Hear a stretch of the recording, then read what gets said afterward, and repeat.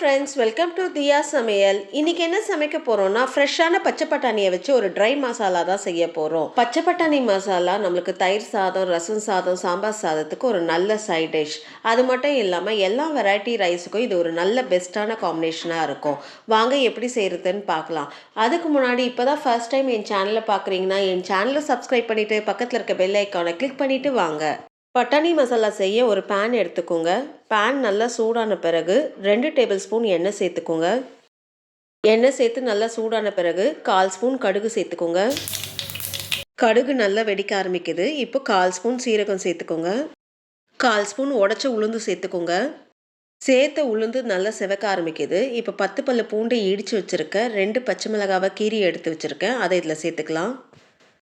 கொஞ்சம் கருவேப்பிலை சேர்த்துக்கோங்க. பூண்டும் பச்சை மிளகாவும் சேர்த்து ஒரு 30 செகண்ட் நல்லா வறுத்து விட்டுக்கோங்க. பூண்டு லைட்டாக செவக்க ஆரம்பிக்குது. இப்போ இதில் ஒரு பெரிய வெங்காயத்தை பொடிசாக நறுக்கி எடுத்திருக்கேன். அதை இதில் சேர்த்துக்கோங்க. வெங்காயம் சேர்த்து நல்லா வதக்கி விடுங்க. வெங்காயம் நல்லா வதங்கி அதோடைய கலர் லைட்டாக சேஞ்ச் ஆகி வரும். அந்த அளவுக்கு வதக்கி விடணும். வெங்காயம் அந்த எண்ணெயில் நல்லா வதங்கி அதோடைய கலர் லைட்டாக சேஞ்ச் ஆகி வருது. இப்போ இதில் ஒரு மீடியம் சைஸ் தக்காளியை கட் பண்ணி சேர்த்துக்கோங்க. தக்காளி சேர்த்து இந்த வெங்காயத்தோட 1 நிமிஷம் நல்லா வதக்கி விட்டால் போதும். தக்காளி நம்மளுக்கு ஸ்மாஷ் ஆகணும்னு அவசியம் இல்லை. 1 நிமிஷம் வதக்கி விட்டால் போதும். தக்காளி சேர்த்து 1 நிமிஷம் நல்லா வதக்கி விட்டாச்சு. இப்போ இதில் ட்ரை மசாலாவை சேர்த்துக்கலாம். 1/4 ஸ்பூன் மஞ்சப்பொடி சேர்த்துக்கோங்க. 1 ஸ்பூன் தனியாத்தூள் சேர்த்துக்கோங்க. 1 ஸ்பூன் தனி மிளகாத்தூள் சேர்த்துக்கோங்க. 1/2 ஸ்பூன் சீரகத்தூள் சேர்த்துக்கோங்க. தேவையான அளவு உப்பு சேர்த்துக்கோங்க.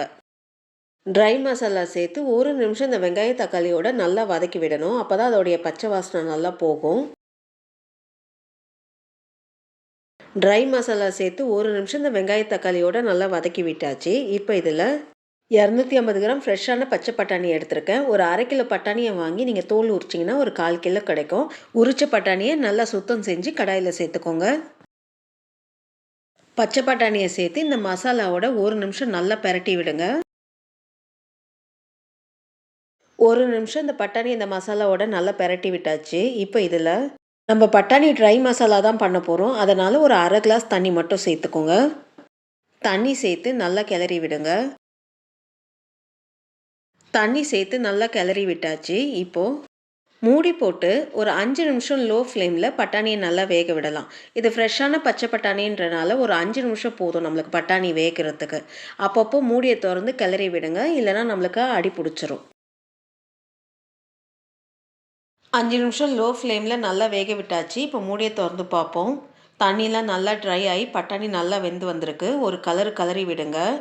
தண்ணி எல்லாமே ட்ரை ஆகி வந்திருக்கு. ஒரு கலரி விட்டு பட்டாணி வெந்திருக்கான்னு பார்க்கலாம். பட்டாணி நல்லா வெந்திருக்கு. இப்போ இதில் 1/2 ஸ்பூன் மிளகுத்தூள் சேர்த்துக்கோங்க. 1/4 ஸ்பூன் கரம் மசாலா தூள் சேர்த்துக்கோங்க. கரம் மசாலா தூளும் மிளகுத்தூளும் சேர்த்து ஒரு 1 நிமிஷம் நல்லா கிளறி விடுங்க. ட்ரை மசாலாவுக்கு எப்போவுமே இந்த மிளகுத்தூளும் கரம் மசாலா தூளும் கடைசியாக போட்டு நல்லா கிளறி விட்டிங்கன்னா அதோட ஃப்ளேவர் ரொம்ப நல்லாயிருக்கும்.